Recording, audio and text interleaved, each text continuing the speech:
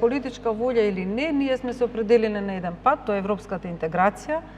Сметам дека ако сакаме европска интеграција, не можеме да им ги намалуваме правата на граѓаните, не можеме да делуваме некои закони да бидат довде направени, усогласени, некои да не бидат. Значи мора добро да се зафатиме со работата за усогласување, еве и ова законодавство, институционално јакнење, значи граѓаните да стекнат доверба во институциите, во регулаторите, на крај и во судот ако треба, нели, и да се применуваат што повеќе можности за медијација, за алтернативно решавање на споровите. Уште немаме донесено закон за потрошувачка, нели, вонсудско решавање на спорови за потрошувачи бесплатно.